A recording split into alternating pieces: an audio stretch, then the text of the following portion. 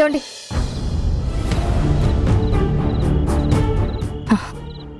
కంగారు పడకండి. దగ్గరలో ఉష లేదు. ఏంటో మనిద్దరము కలిసి ఎప్పుడు గుడికొచ్చినా కూడా కలిసి పూజ చేయలేకపోతున్నాం. అందుకు కడుపులో ఉన్న బిడ్డ ఎంత ఫీల్ అవుతాడో. ఆ విషయాన్ని తర్వాత మాట్లాడుకుందాం. వస్తాను. సార్ కిరణ్ గారు నమస్తే అండి. నమస్తే అండి. నా పేరు మౌనిక. మీ ఆల్బమ్ పెద్ద సక్సెస్ అయింది కదా, కంగ్రాచులేషన్స్ సార్. Thank you. ఓ హీరోయిన్ గారు, మీరు కూడా ఇక్కడే ఉన్నారా? మీకు కూడా congratulations madam. Thank you sir, మీ ఇద్దరితో కలిసి ఒక సెల్ఫీ తీసుకోవచ్చా? ష్యూర్.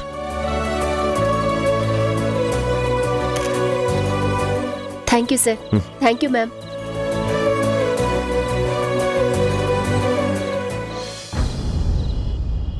హలో ఉషా గారు, నమస్తే. నమస్తే. నా పేరు జోష్న, ఇది మా ఫ్రెండ్ మేఘన. మేం మీకు పెద్ద ఫ్యాన్ని. మీ రచనలంటే మాకు చాలా ఇష్టం. Thank you very much. Ma'am selfie please.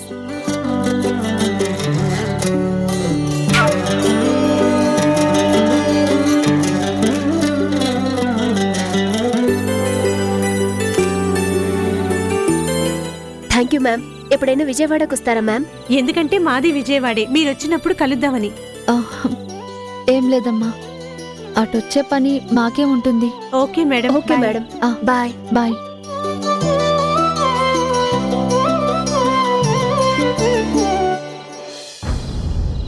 ఆ పిల్లది విజయవాడ అంట.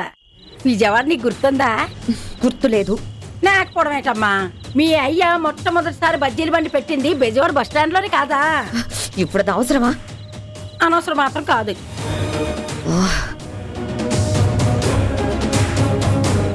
మీ ఆయన నీకోసం ఎదురు చూస్తున్నాడు. దా దామా దా.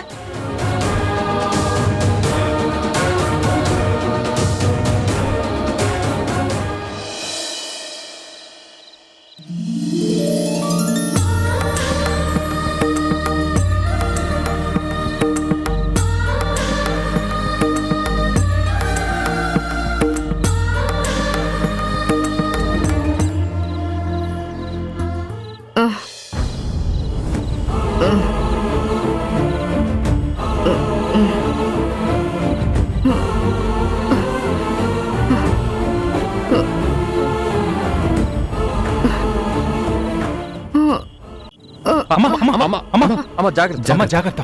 జాగ్రత్తమ్మా.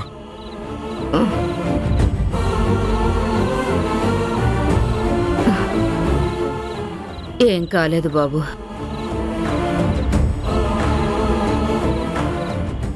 చల్లగా ఉండండి బాబు. మీరు ముగ్గురు తేజ కిరణ్మయిల బిడ్డలు కదా.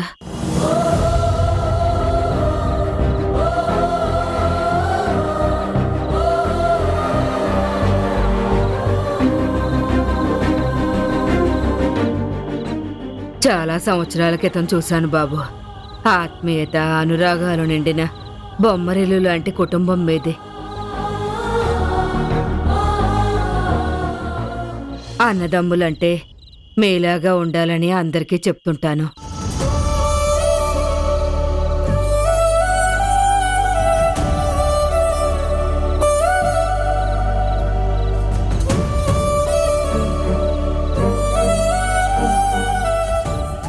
మీరెప్పుడూ ఇలాగే కలిసి ఉండాలి బాబు. నలుగురికి సాయపడాలి. వస్తాను.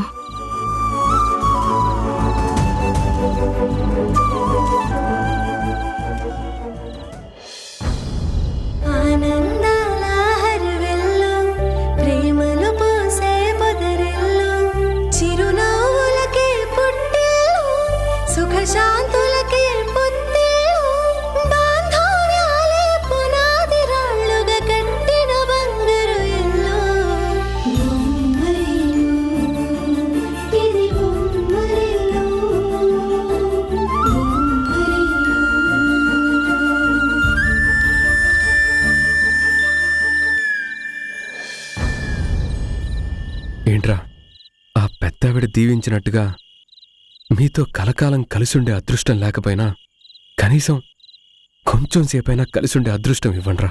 చిన్నతనమేమైపోయే నన్ను వదిలే నీదే చేయే అంత కలలాగే కరిగే అన్నా అంటేనే ఉన్నానంటూనే చిన్నోడి కోసం నిలబడతావే అన్నా అంటేనే ఉన్నానంటూనే చిన్నోడి కోసం కలబడతావే.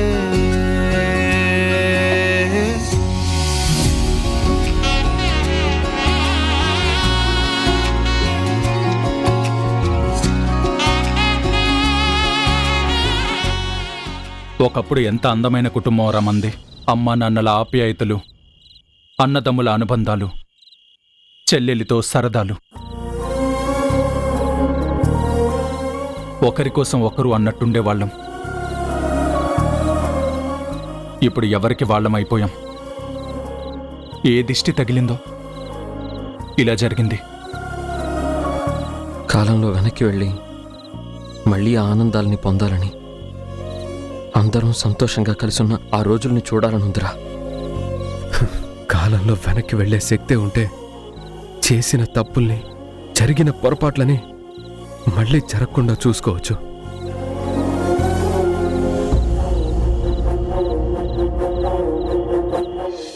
కానీ దేవుడు అవకాశాన్ని ఇవ్వలేదురా.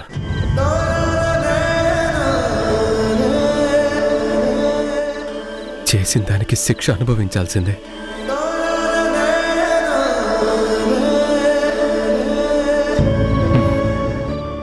అందుకే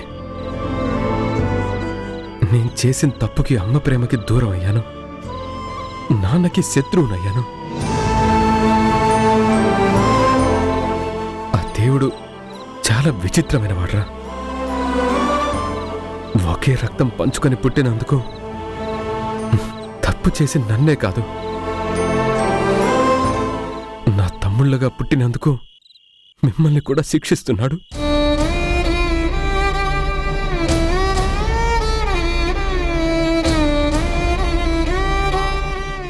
హారికకు పుట్టిన బిడ్డని దక్కకుండా చేసి మిమ్మల్ని శిక్షించాడు. దేవతలాంటి ఉషాకి పిల్లలు పుట్టకుండా చేసి మిమ్మల్ని శిక్షిస్తున్నాడు. అంతేకాదురా, జన్మనిచ్చిన తల్లిదండ్రులకు, తోడబుట్టిన చెల్లికి మనశ్శాంతి లేకుండా చేసి శిక్షిస్తున్నాడు. అవును, దేవుడు తెలిసి చేసిన తప్పులకే కాదు, తెలియక చేసిన తప్పులకు కూడా శిక్ష వేస్తాడు. ఎవరి కర్మఫలం వాళ్ళు అనుభవించాల్సిందే. బాధపడకన్నయ్య, మనకి మళ్ళీ మంచి రోజులు వస్తాయి.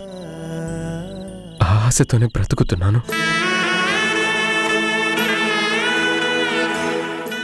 మళ్ళీ మనందరం కలిసి మనిల్లు అందమైన బొమ్మరిల్లులా మారే రోజు కోసం నేను చాలా ఎదురు చూస్తున్నాను.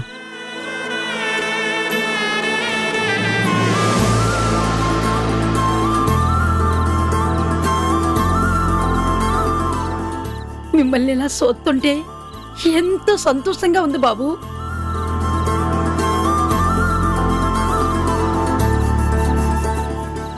నాకే ఇంత సంతోషంగా ఉందంటే మిమ్మల్ని ఇలా సోత్తే మిమ్మల్ని కన్నా మహాతల్లి ఇంకెంత సంతోషపడుతుందో.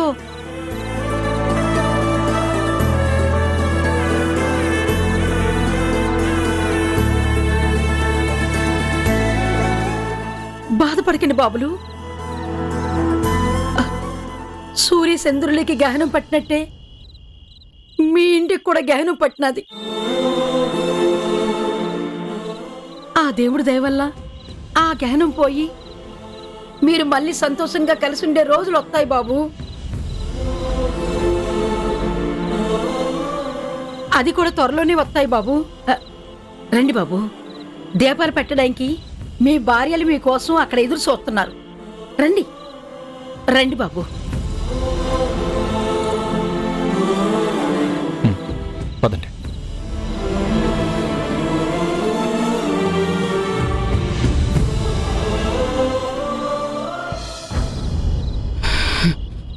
ఆ దిష్టిని నేనే. జరుగుతున్నదంతా నా సృష్టి. జరగనివ్వను. వాళ్ళు అనుకున్నది ఏది జరగనివ్వను. ఆనందాన్ని వాళ్ళింటి గడప కూడా తొక్కనివ్వను.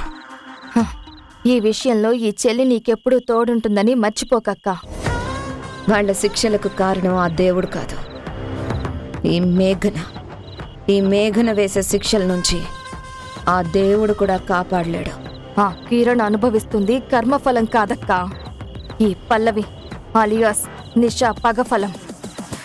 6 100 100 6 భూమి బద్దలైనా ఆకాశం ఊడిపడ్డా ఏదేమైనా వాళ్ళకి మంచి రోజులు మాత్రం రానివ్వను. ఆ గ్రహణాన్ని నేనే. ఇది ఎప్పటికీ వీడని గ్రహణం, జీవితాంతం వెంటాడే గ్రహణం. అబ్బబ్బబ్బబ్బా, మూలమో మిమ్మల్ని ఇలా చూస్తుంటే దేవుడి గుళ్ళో దయ్యాల మీటింగ్ ఎట్టినట్టుగా ఉంది.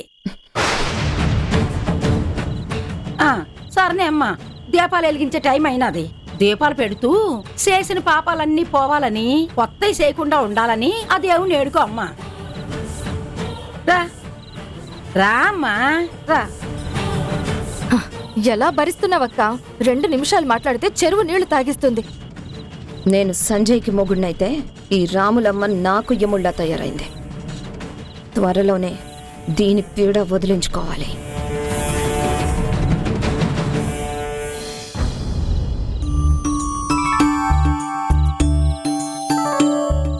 నమస్తే కిరణ్ గారు. నమస్తే అండి. మా ఫ్యామిలీ మొత్తానికి మీరన్నా మీరు పాడే పాటలన్నా చాలా ఇష్టం అండి. థ్యాంక్స్. మా పిల్లల్ని మీలాగే గాయకుల్ని చేయాలని మేము విద్యాధరి గారి దగ్గర సంగీతం నేర్పిస్తున్నామండి. చాలా మంచిదండి. Very good. All the best. Thanks అండి.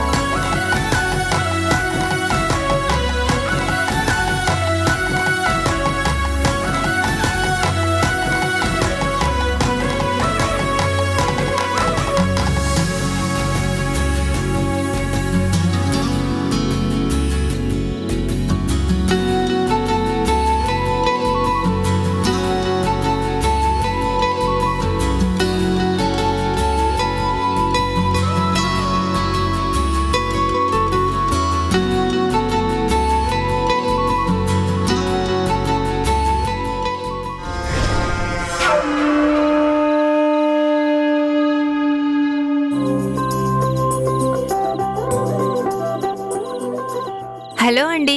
హలో. మీరు కూడా 365 వత్తులు వెలిగిస్తున్నారా?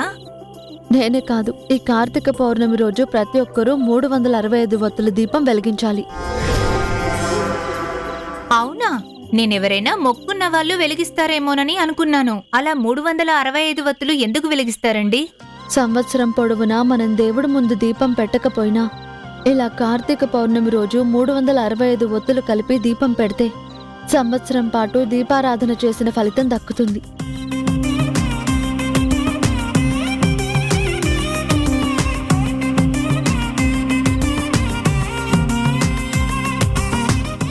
విన్నావు కదమ్మా, నువ్వు కూడా ఎలిగించు 365 ఒత్తులు. అవసరం లేదు. సంవత్సరం మొత్తం దీపాలు పెట్టని వాళ్ళకి ఆ స్కీము. అయినా నువ్వు ఊరుకోమ్మా. భక్తి అనేది బలవంతం చేస్తే రాదు. ఇలాంటి వాళ్ళు దీపాలు పెట్టకపోవడమే మంచిది.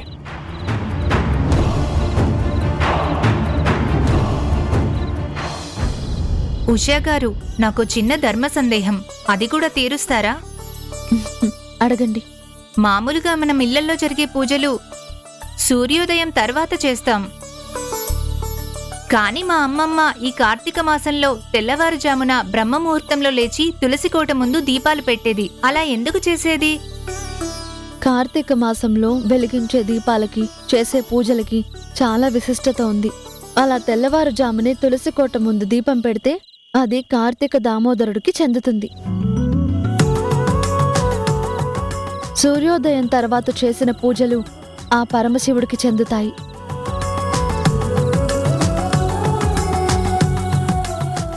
సాయంత్రం చేసే పూజలు లక్ష్మీదేవికి చెందుతాయి.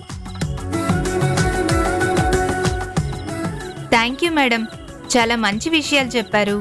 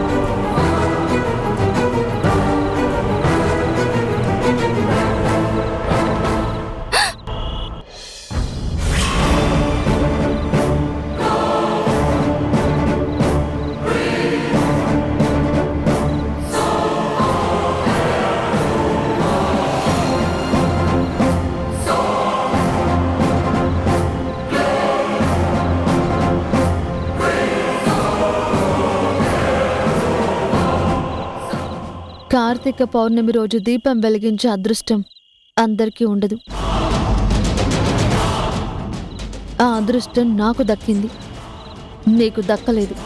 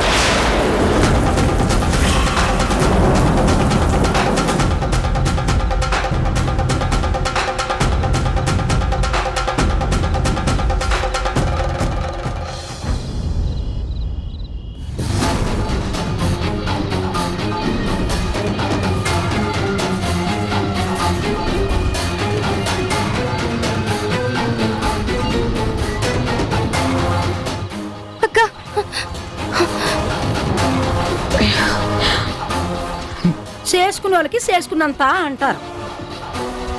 ఇద్దరికి దీపం ఎట్టే అదృష్టం ఆ దేవుడు ఇవ్వలేదు. ఇంటికి వెళ్దాం, పదండి పదండి పదండి బాబు, పద.